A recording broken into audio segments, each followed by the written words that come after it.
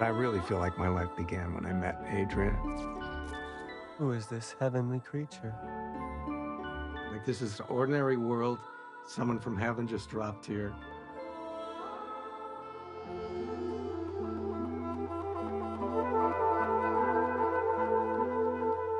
Everything I did was for the house. It was our temple of love and art. Mystified, death-defying love. I don't wanna give Our up. life was like a real life fairy tale. My hand it will drive into the white screen. Mythologizing We were always living in this fantasy bubble. us in a mold of our own design. Seeing you in the dress, I have that kind of feeling like she's coming back, you know? It's so beautiful. Love, I don't wanna recover from. What do I have to do to like rewind this?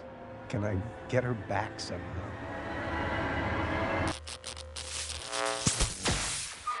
The grief is a sickness, and I don't want to give it up.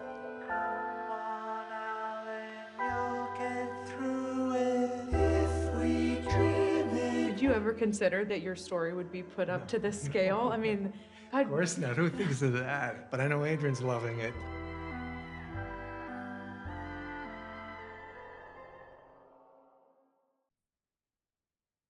Ladies and gentlemen, boys and girls, children of all ages, we are so grateful today to have with us the director of an amazing documentary we saw all the way back in South by Southwest, the director of Adrianne and the Castle, Shannon Walsh. Shannon, say hello to everybody. Hi, thanks for having me. Oh, it's my pleasure. I'm so happy to be talking about this documentary because I find it so emotionally beautiful, and it's so poignant and striking when you watch it, and you rarely see a love like what Alan has for Adrian in this documentary. And why was this the story to tell? Yeah, well, actually, it was my best friend Laurel Sprengelmeyer who grew up in the neighboring town. She also goes by Little Scream. She's a musician, and she told me about this castle of love. And I looked at it online, Haven Crest Castle. You can check it out yourself. And it was just something really out of a fairy tale. Like, what is this? I just couldn't get my head around it. Is it real? Was it not real? Was it, an amusement park? And yeah, but I was convinced there might be something there. And we started talking to Alan, and who built this castle with his love. And I started to realize there was a lot more that was relatable than meets the eye, even though it was also a fantastical story. It's a literal real life fairy tale. It's so absolutely beautiful, and the way what gets me when I watch the movie and makes me a little verklempt is when Alan talks about his wife. There's a beauty to the love that he has for his wife. Can you share with us what that was like to be around in person?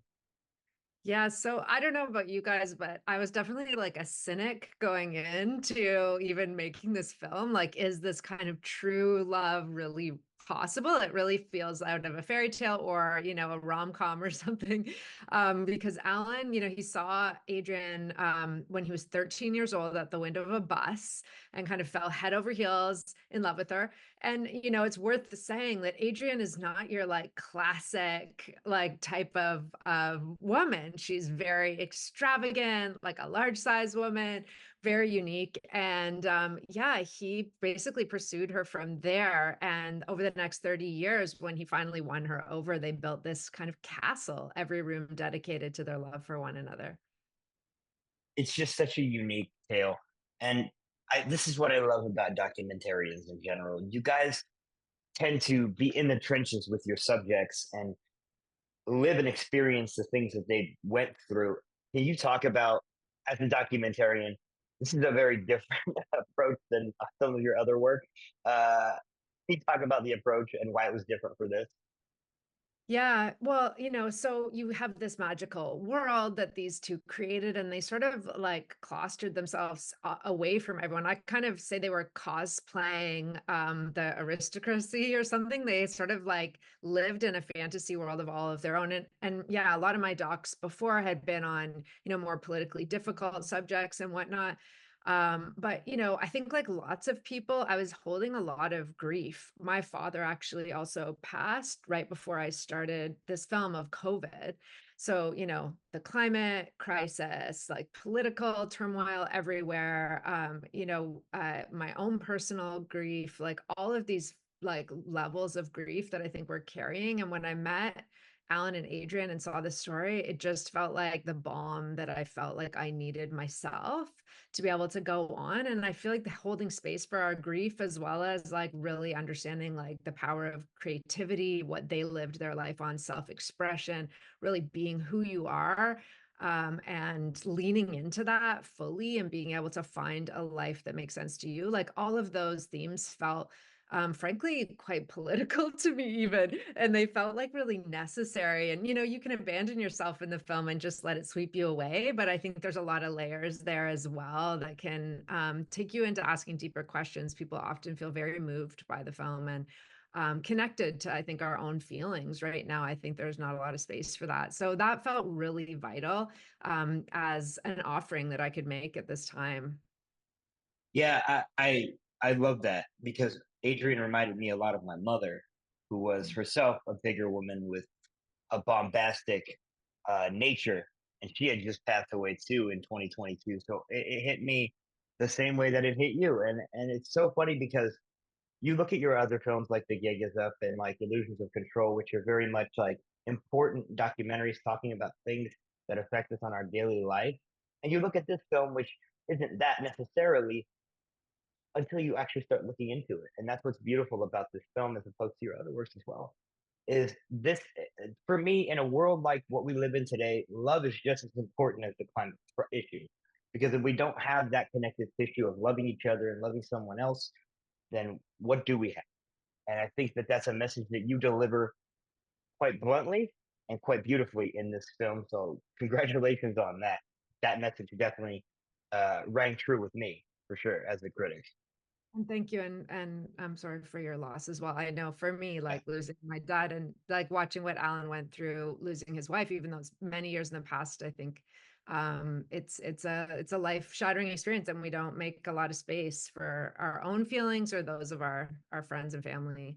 I'm glad you said that because I think that that's a great follow-up point that I wanted to make to you is if we ever stop grieving, then I feel like we've lost that person. You know what I mean? Absolutely. And I Alan think says, that that's yeah, he says the grief is connected to the love, and I don't want to give it up. And it kind of reframed everything for me. Like it's actually okay that grief goes on, we don't have to just get over it. It's part of loving someone. In fact, it's the risk we take when we love someone.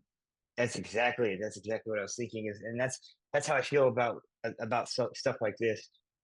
What was the because I thought this was an odd choice, but I loved it.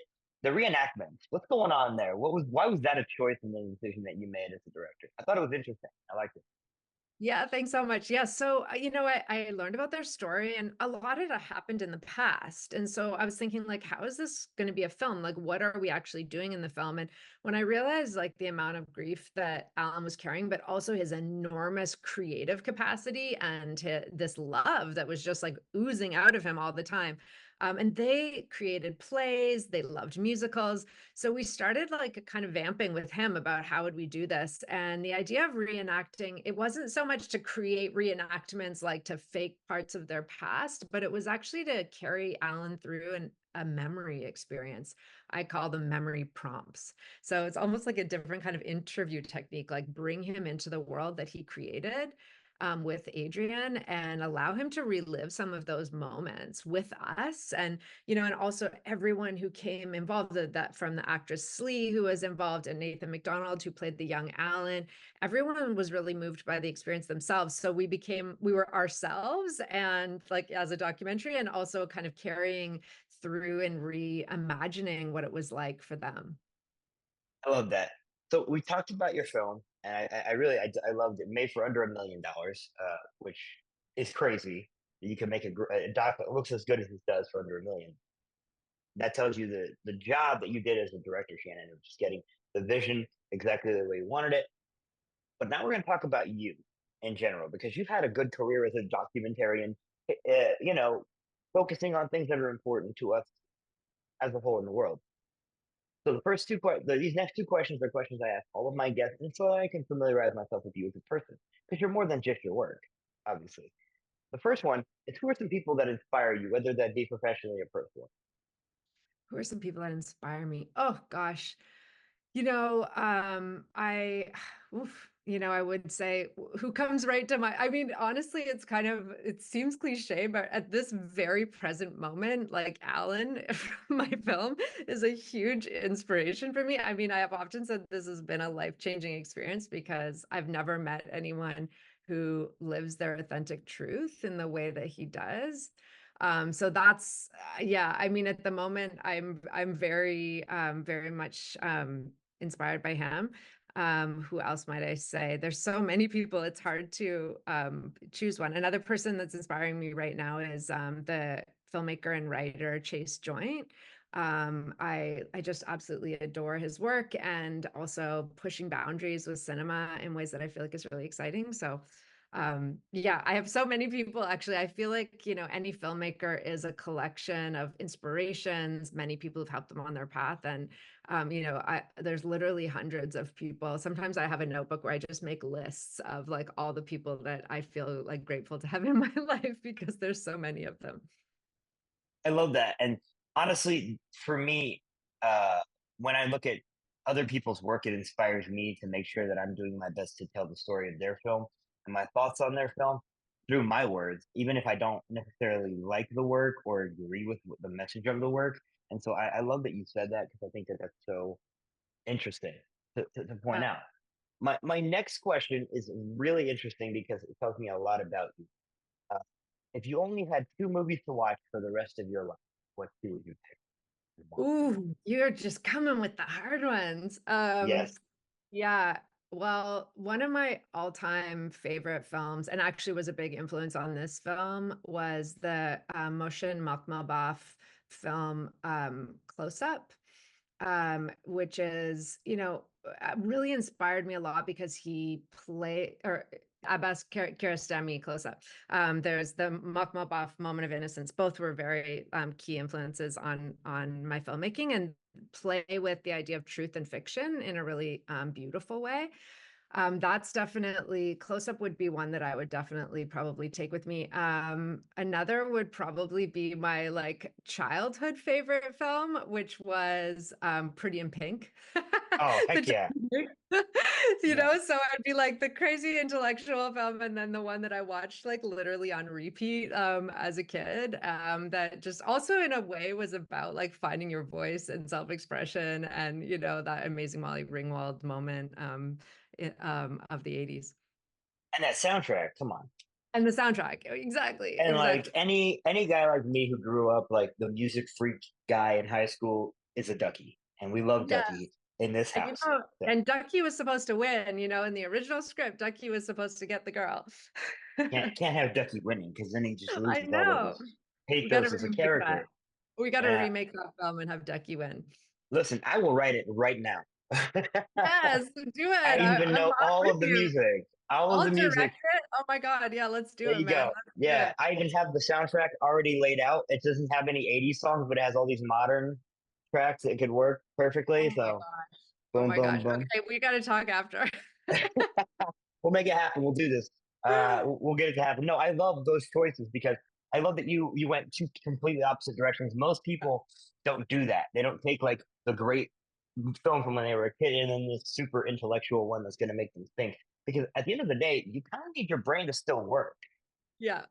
and Yeah. that first film will definitely do that. Uh, Yeah. And I think we can be playful and like poppy and smart and, deep. And like, I hope with this film also, I was trying to meld those. Like, if you want to go like and look at all the layers, you can see it, but you can also sit back and be like, oh, this was fun, and I feel like those are the films I like the best. I would agree with you. I think that because it's funny, I get asked my picks, and I always just pick the ones that you know. Yeah. That's what I don't The really ones you care like about the best. thinking. Yeah. Yeah, Yeah. I mean, it's my sometimes, yeah, I think it's all like, it's sort of like different strokes for different days. Sometimes you really want to be just like challenged and have something that provokes you. And yeah, so I must shout out the music in this film too, because you were just saying all the music in those old films. Yeah. Like, it was Richard Reed Parry from Arcade Fire, actually, who did all the Mhm. original music in this film, which is just mind blowing. And we're actually going to release the soundtrack of the music coming up a little bit later this year. So I'm really excited about that. I love that. And you can tell if there's Arcade Fire influences in there. There's a lot of like droning guitars and and like a doom sound to it, but it's beautiful as well. There's tinkering bells underneath dooming guitars. Very Arcade Fire. So yeah, I definitely heard that. Saw it in the credits and went, makes sense, yeah. Uh that's actually a great segue because I wanted to talk to you about that. When you're putting together a documentary like this and you have all this great music, what's the editing process like of putting that together?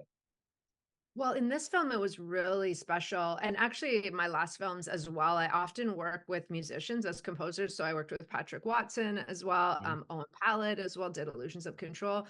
And Patrick Watson did my first film, the one of my first films, Saint Henry, the 26th of August. So in this film, though, Richard Reed Parry actually came on set and was doing live musical scoring while we were shooting some of the scenes.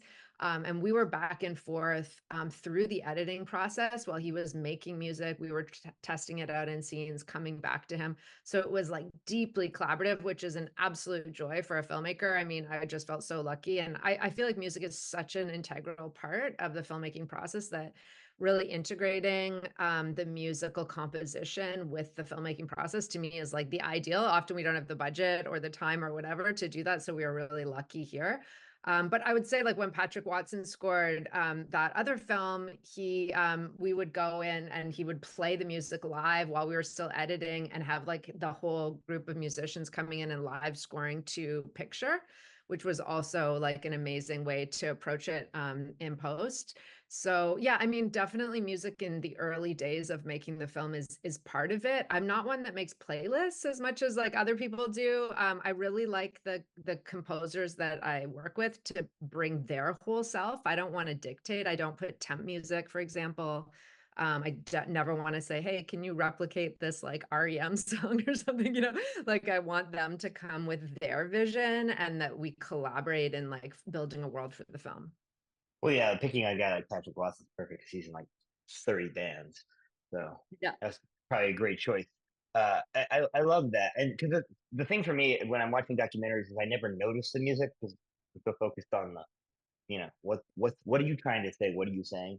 But I did notice it here. And I haven't seen St. Henry because, I am a plebe and I never watched it, but it looks phenomenal. So I will probably check it out after we talk here because I know that you are, in fact, Shannon, and this should surprise nobody from listening to her speak, Canadian. So you Yes. work with a lot of Canadian musicians. I love that. Now, are you from Vancouver or are you from like Montreal? I spent most of my life in Montreal, so that's where I grew up. I originally was from London, Ontario, which is kind of close to Detroit. Yeah. That's up there in Ontario. I do have in my head a geography map of where Canada is and what it looks like. Uh, all right. So the next thing I want to ask you is the film comes out this Friday, correct? Yes. Yes. And where can people find the film if they want to watch this beautiful, stunning piece? Yeah, so we're opening in New York City at Village East on Friday the 25th, and we'll be playing there all week. We've got special events Friday, Saturday, and Sunday. So that's going to be really exciting with Q&As. And then we're also playing in LA in early November, and we'll be playing in Chicago as well a little bit later in November as well, November 23rd, which is actually Alan's birthday, and Alan will be there in person for the LA and the Chicago screenings too. So Well, Chicago yeah. is very close to where this was filmed, right? Yes. This was filmed in Illinois, from what I Yeah, understand, right? it's in Savannah, Illinois. So yeah, a couple hours from Chicago. Oh yeah, so that should be pretty easy, guys. If you're in the New York or LA area, make sure you're checking this film out. Yeah, And and follow us online. Like we'll have more dates coming up. We're really like indie. So the more interest we generate, the more dates will pop up. So if you want to see it where you are, just let us know. yeah, especially like I live in Columbus. I'm in Vegas this week, but I live in Columbus. We'd love to have you at the Gateway Film Center. Yes, well, like let's make it happen. I would those love to. theaters are small, but the audiences, they're smart. So Yeah, we feel like this is it's kind of got a little cult kind of vibe to it, like cult film status. And we hope that we'll like, continue to play the film. And we're doing costume balls at the openings often where people can come dressed up. And yeah, just really trying to have a lot of fun with it. Alan was a mascot maker. So we've got like mascot costumes at old Hollywood and you name it. that's funny because I think that's how Adrian would have wanted it, is everybody in lavish gowns. That's Exactly. That's very why we funny. did I it. love that. Yeah. Now, is there anything else you want to tell the audience before we let you go? Say, I guess, I feel like one of the things that was really important in the film that has come out as we've been screening it has been just how important that representation is of like larger size women, plus size women. That's been really a touchstone. People come to me after the screenings and just say, like, we haven't seen representation of love, just unabashed love, in which there's no problem. She's not overly sexualized, she just like he falls in love with her at first sight. And yeah, I really feel like that there's something powerful there that I've been really noticing that audiences get a lot out of. And I hope we can continue that conversation of like, why are some of our representational models when it's in fiction so limited? Like sometimes doc allows us to see the world with new eyes. And yeah, I hope this film can do that for sure. And yeah, follow us on Instagram and TikTok. I put lots of bonus videos of Adrianne. She had a whole like persona. She was on the Home Shopping Network and had a persona as Adriana of Savannah and on the Home Shopping Network, and yeah, some other fun extras. So yeah, follow us where you can. Make sure you guys do that. And make sure you check out this absolutely gorgeous doc when it's in your area. So if you're in New York and LA in the next 2 weeks, go see it in Winnipeg. Go see your area. What's the website they can go to request a screening? Adrianneandthecastle.com. Go there, request a screening near you. I know you guys can do it. Make sure you do it. For Film Time Reviews, this has been William. And of course, thank you so much, Shannon, for joining us today. You have a lovely rest of your day. Thank you so much for having us.